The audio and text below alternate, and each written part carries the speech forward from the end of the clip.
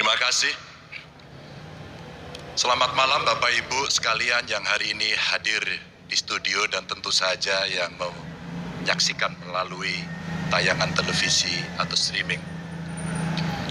Kami membaca sekaligus mencatat persoalan luar negeri, pertahanan keamanan, dan tentu saja dari tiga ini kami akan menyampaikan poin per poin. Yang pertama terkait dengan politik luar negeri kita.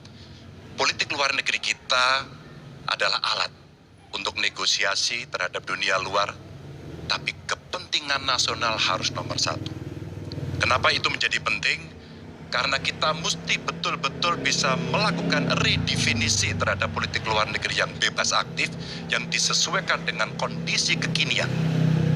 Ini penting karena apa? Karena kita perlu untuk memilih, memilah, dan memprioritaskan yang menjadi kekuatan, keinginan dari bangsa dan negara ini. Rakyat butuh bekerja. Rakyat butuh lapangan kerja lebih banyak, investasi harus lebih banyak. Maka kita mesti memperkuat infrastruktur diplomasi kita, duta besar, para diplomat, dan tentu saja inilah yang mesti kita berikan penugasan-penugasan untuk membereskan persoalan-persoalan kepentingan ekonomi nasional dalam konteks kekinian.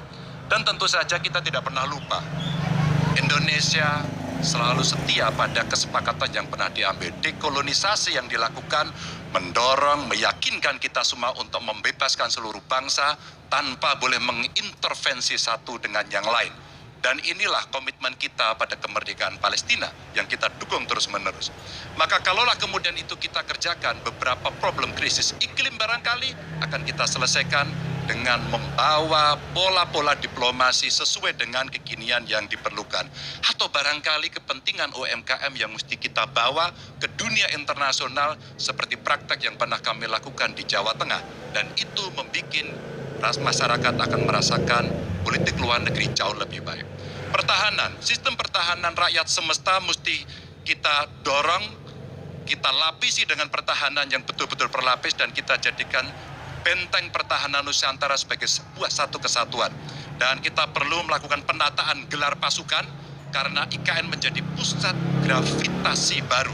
Dan ini bagian dari antisipasi terhadap tarung global antara Amerika Serikat dan Tiongkok. Untuk itulah pertahanan kita mesti masuk pada wilayah 5.0 dengan teknologi sakti, dengan rudal hipersonik, senjata cyber, sensor kuantum, dan sistem senjata otonom. Dan itu bisa dilakukan kalau anggaran dari Kemenhan itu 1-2% dari PDB, sehingga MEF kita akan bisa tercapai.